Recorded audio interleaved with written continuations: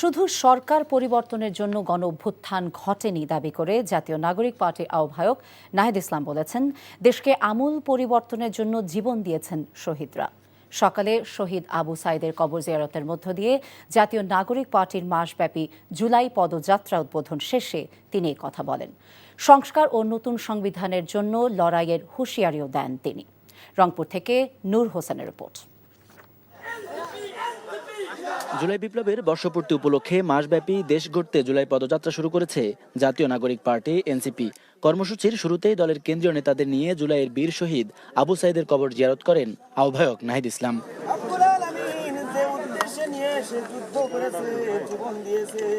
জিয়ারত শেষে আবু সাইদের পরিবারের সঙ্গে সাক্ষাৎ করেন এনসিপির নেতাকর্মীরা। এ সময় বিচার ও দেশ পরিবর্তনে সরকারের দুর্বলতায় ক্ষোভ জানান শহীদের পিতা। এখনো তো কোটা আন্দোলন সংস্কার হয় নাই। তাছাড়া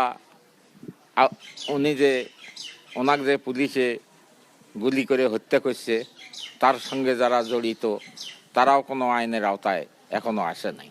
সাক্ষাৎ শেষে এনসিপির আহ্বায়ক বলেন, এদেশের মানুষের লড়াইয়ের অনুপ্রেরণার উৎসে পরিণত হয়েছেন শহীদ আবু সাইদ। আবু সাইদ যেভাবে পুলিশের বুলেটের সামনে বুক চিতিয়ে দাঁড়িয়েছিল, সেটাই জুলাই গণঅভ্যুত্থানে আমাদের অনুপ্রেরণা ছিল। জুলাই ঘোষণাপত্র সহ সংস্কার বাস্তবায়নে টালবাহানা হলে ছাত্র জনতাকে নিয়ে তা প্রতিহতের হুঁশিয়ারিও দেন এনসিপির নেতারা। জুলাই ঘোষণাপত্র এবং জুলাই সনদ নিয়ে টালবাহানা শুরু হয়েছে। আমরা স্পষ্টভাবে হুঁশিয়ারি দিতে চাই, যদি আপনারা মনে করে থাকেন, যদি সরকার বা অন্য কেউ মনে করে থাকে যে এই যে হাজারো লক্ষ মানুষ যারা রাজপথে নেমে এসেছিল তারা ঘরে ফিরে গিয়েছে, তাহলে আপনারা ভুল ভাবছেন। আমরা আবু সাইদের কবর থেকে ঘোষণা করছি, আমরা বাংলার প্রতিটি পথে প্রান্তরে যাব।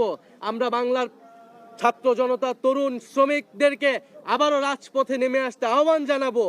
এবং আমরা ৩রা আগস্ট ঢাকায় আসছি, বাংলাদেশের জনগণকে, ছাত্রদেরকে, শ্রমিকদের সাথে নিয়ে আমরা ঢাকায় ঢুকবো এবং আমাদের যে জুলাই ঘোষণাপত্র এবং জুলাই সনদ সেটি আমরা আদায় করে ছাড়বো ইনশাআল্লাহ। আবু সাইদের কবর এমন এক জায়গা যেখানে আমরা দ্রোহের শক্তি পাই। আবু সাইদের কবর এমন এক জায়গা যেখান থেকে গোটা বাংলাদেশকে আমরা বিনির্মাণ করার সুযোগ পাই, শক্তি পাই। পীরগঞ্জের এই মাটিতে শুয়ে আছেন শহীদ আবু সাইদ, যার শাহাদাতের মধ্য দিয়ে জুলাইয়ের কোটা সংস্কার আন্দোলন পরিণত হয় বিপ্লবের দাবানলে, যার ফলশ্রুতিতে শেখ হাসিনাকে দেশ ছেড়ে পালাতে হয়। শহীদ পরিবারের দাবি, শেখ হাসিনা সহ জড়িত সবার বিচার নিশ্চিত করে নতুন বাংলাদেশের ভিত গড়ে দেবে অন্তর্বর্তী সরকার। পরে রংপুরের পীরগঞ্জ বাজার, গাইবান্ধার সাদুল্লাপুরে পদযাত্রা করেন নেতাকর্মীরা। সংস্কার বাস্তবায়নে জনগণকে পাশে থাকার আহ্বান জানান তারা। এনসিপির নীতি নির্ধারকদের প্রত্যাশা, পদযাত্রার মাধ্যমে দেশের প্রতিটি জনপদে পৌঁছে জনগণের মতামত নিয়ে প্রণয়ন করা হবে এনসিপির ইশতেহার। নূর হোসেন, এনটিভি, পীরগঞ্জ, রংপুর। সংস্কারবিহীন নির্বাচন জামায়াতে ইসলামী গ্রহণ করবে না বলে জানিয়েছেন বাংলাদেশ জামায়াতে ইসলামীর নায়েবে আমির ডাক্তার সৈয়দ আবদুল্লাহ মোহাম্মদ তাহের। জুলাই গণঅভ্যুত্থানের বর্ষপূর্তিতে মাসব্যাপী কর্মসূচির অংশ হিসেবে আন্দোলনের শহীদ ও আহতদের জন্য ঢাকা মহানগর দক্ষিণ জামায়াত আয়োজিত এক দোয়া অনুষ্ঠানে তিনি কথা জানান। সংস্কার ও বিচার দৃশ্যমান না হওয়ায় অনেকে জুলাইয়ের সফলতা নিয়ে শঙ্কিত, তবে জুলাই ব্যর্থ হয়েছে এটা বলার সময় এখনও আসেনি বলেও মন্তব্য করেন ডাক্তার তাহের। জুলাই বিপ্লব নানা আদর্শের রাজনৈতিক দলগুলোকে এক মঞ্চে এনেছে উল্লেখ করে তিনি বলেন, স্বৈরাচারী মানসিকতার দল বাংলাদেশ থেকে নিশ্চিহ্ন হয়ে যায়নি, কিন্তু মানুষ এখন আগের চাইতে অনেক বেশি সচেতন। রাষ্ট্রের কতগুলো সাংবিধানিক সংস্থা আছে, আমরা বলছি এখানে মৌলিক পরিবর্তন আনতে হবে। আগামী নির্বাচন সুস্থ হইতে হবে, সঠিক হইতে হবে, নিরপেক্ষ হইতে হবে, লেভেল প্লেইং ফিল্ড পূর্বান্নেই এটাকে নির্ধারণ করতে হবে, নিশ্চিত করতে হবে। পরাজিত স্বৈরাচার ফ্যাসিস্ট শক্তি দেশের নতুন করে অস্থিতিশীল পরিবেশ তৈরির অপচেষ্টা চালাচ্ছে, এমন অভিযোগ করেছেন গণসংহতি আন্দোলনের প্রধান সমন্বয়ক জোনায়েদ সাকি। সকালে জাতীয় শহীদ মিনারে জুলাই গণঅভ্যুত্থানের শহীদদের স্মরণে শ্রদ্ধাঞ্জলি অর্পণ শেষে তিনি কথা বলেন। জোনায়েদ সাকি জানান, স্বৈরাচার পালিয়ে যাওয়ার পরও নানা অপকর্মের মাধ্যমে জনগণকে ভয় দেখানোর চেষ্টা করছে। এদের চিহ্নিত করে শাস্তি নিশ্চিতের আহ্বান জানিয়ে তিনি বলেন, কোথাও মব আক্রমণ করা যাবে না, মবের সুযোগ নিয়ে ফ্যাসিস্ট শক্তি অপতৎপরতা চালাতে পারে।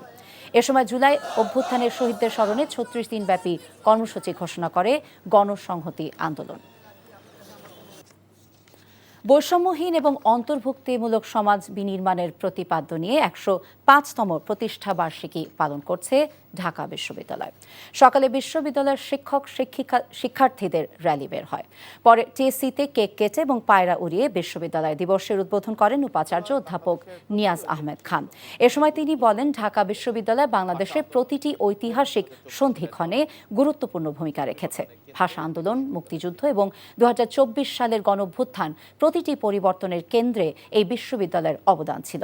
বিশ্ববিদ্যালয় একটি শ্রেণী বৈষম্যহীন সমাজ গড়ে তুলতে কাজ করে যাবে। ১৯২১ সালের ১ জুলাই ঢাকা বিশ্ববিদ্যালয়ের শিক্ষা কার্যক্রম আনুষ্ঠানিকভাবে শুরু হয়। সেই ঐতিহাসিক দিনের স্মরণে প্রতি বছর বিশ্ববিদ্যালয় দিবস পালন করা হয়।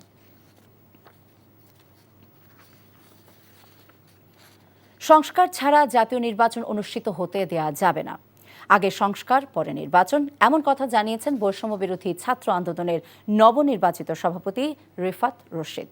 সকালে জাতীয় শহীদ মিনারে বৈষম্য বিরোধী ছাত্র আন্দোলনের নতুন কমিটির আত্মপ্রকাশ অনুষ্ঠানে তিনি একথা বলেন। রিফাত রশিদ বলেন, জুলাই আন্দোলনকে বানচাল করতে অপচেষ্টা চালাচ্ছে স্বৈরাচার ফ্যাসিস্ট শক্তি।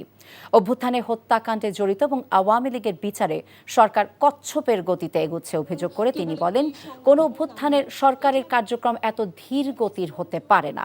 এ সময় সংগঠনটি প্রণীত খসড়া ইশতেহার পড়ে শোনানো হয়। এতে আন্দোলনের শহীদ, আহত এবং নিখোঁজের পূর্ণাঙ্গ তালিকা তৈরির পাশাপাশি আহতদের চিকিৎসায় ওয়ান স্টেপ সলিউশন চালু করা হবে বলে জানানো হয়।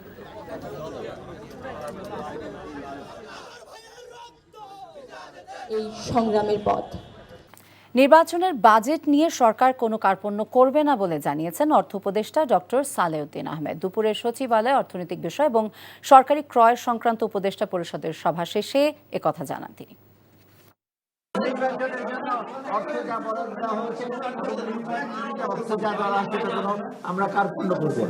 চট্টগ্রাম বন্দরে কন্টেইনার হ্যান্ডলিং করার জন্য আমাদের ইচ্ছা আছে, সেটা আমরা করছি, কারণ কন্টেইনার হ্যান্ডলিং এর ব্যাপারে আমার ইচ্ছা হচ্ছে। দ্বিতীয়ত হলো অ্যাজ ইউজুয়াল ডিএপি সার, ইউরিয়া সারের জন্য আমরা অ্যাপ্রুভ করেছি।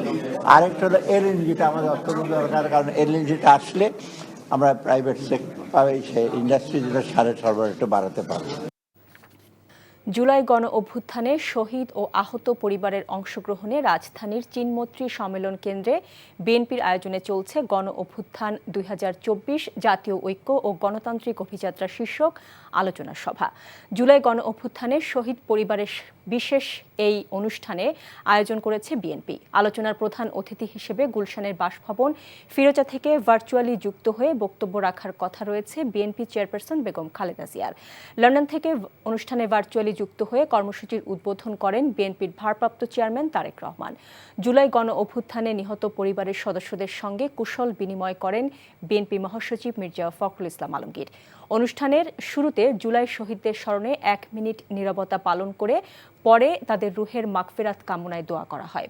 এই অনুষ্ঠানে শহীদ পরিবার আর আহত নেতাকর্মী ও সমর্থকদের পাশাপাশি ফ্যাসিবাদ বিরোধী আন্দোলনে যুক্ত ৬৩টি রাজনৈতিক দলের শীর্ষ নেতারা রয়েছেন। সেই সঙ্গে বুদ্ধিজীবী, সিনিয়র সাংবাদিক সহ নানা শ্রেণী পেশার মানুষ এ অনুষ্ঠানে উপস্থিত রয়েছেন।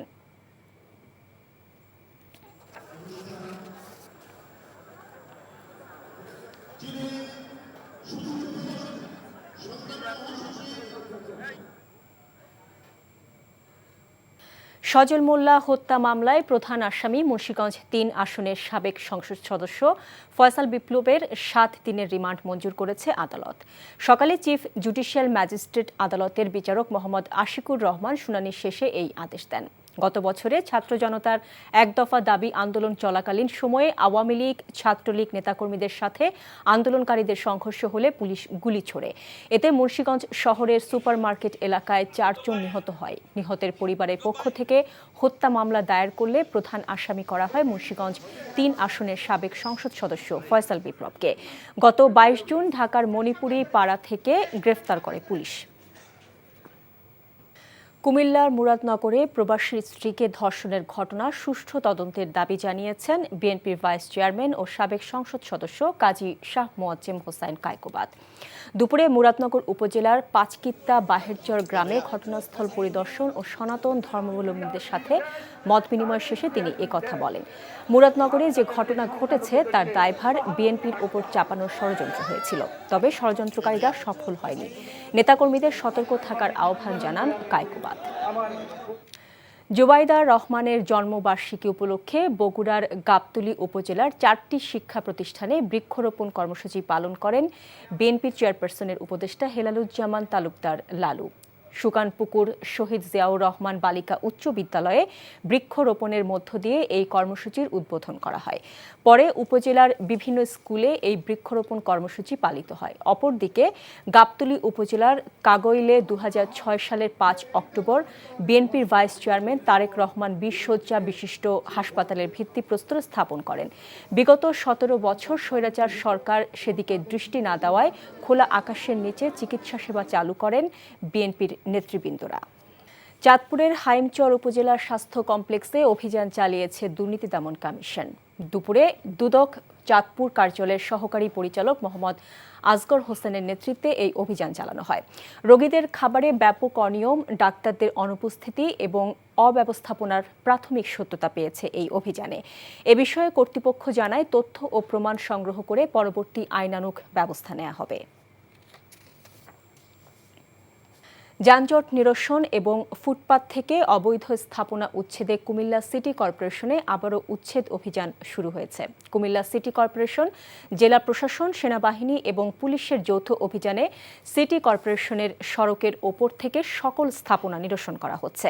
সকাল থেকে অভিযানের নেতৃত্ব দেন কুমিল্লা সিটি কর্পোরেশনের প্রধান নির্বাহী কর্মকর্তা মোহাম্মদ মামুন।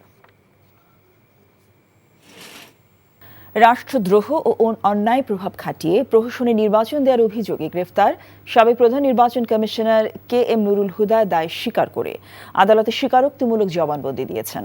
আজ এ মামলায় 2 দফায় 8 দিনের রিমান্ড শেষে তাকে আদালতে হাজির করা হয়। এ সময় তিনি স্বেচ্ছায় ফৌজদারি কার্যবিধির 164 ধারায় স্বীকারোক্তিমূলক জবানবন্দি দিতে সম্মত হলে তদন্ত কর্মকর্তা তা রেকর্ড করার আবেদন করেন। তদন্ত কর্মকর্তার আবেদনের পরিপ্রেক্ষিতে ঢাকার অতিরিক্ত chief metropolitan magistrate Mohammad Ziadur Rahman তার জবানবন্দি রেকর্ড করেন। পরে তাকে কারাগারে পাঠানো হয়।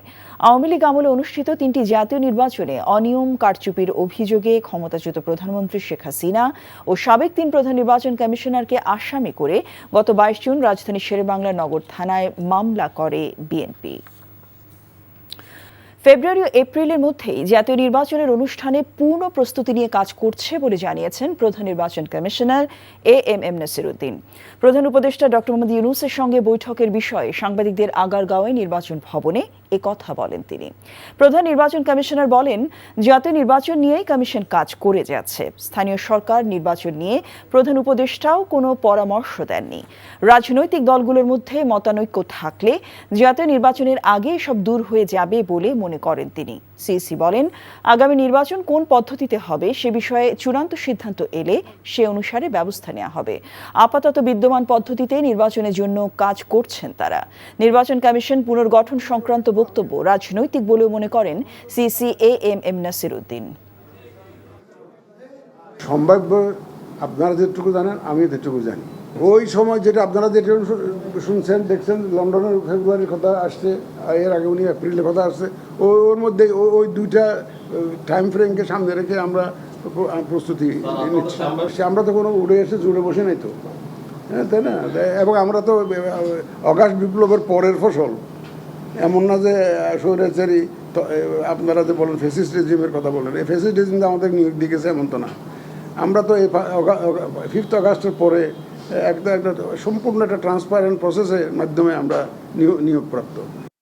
এ মাসের মধ্যে জুলাই সনদ ঘোষণা না হলে 3 অগস্ট সচিবালয় ঘেরার উদ্দেশ্যে জুলাইয়ের কফিন মার্চ কর্মসূচি ঘোষণা করেছে ইনকিলাব মঞ্চ। বিকেলে জুলাই সনদ ঘোষণার দাবিতে শাহবাগ থেকে ফরেন সার্ভিস একাডেমি অভিমুখী যাত্রা করে ইনকিলাব মঞ্চের নেতাকর্মীরা পরে প্রধান উপদেষ্টার বাসভবন যমুনার সামনে পৌঁছলে পুলিশ বাধা দেয়। সেখানে নতুন কর্মসূচি ঘোষণা করেন তারা। ইনকিলাব মঞ্চের মুখপাত্র শরীফ ওসমান হাদি অভিযোগ করেন, জুলাই সনদ নিয়ে রাজনৈতিক দলগুলোর কোনো পদক্ষেপ নেই। তারা নির্বাচন নিয়ে ব্যস্ত। বক্তারা বলেন, এই সরকারকেই জুলাই সনদ ও ঘোষণাপত্র দিতে হবে। সরকার ব্যর্থ হলে জুলাই ছাত্র জনতা তা আদায় করে নেবে।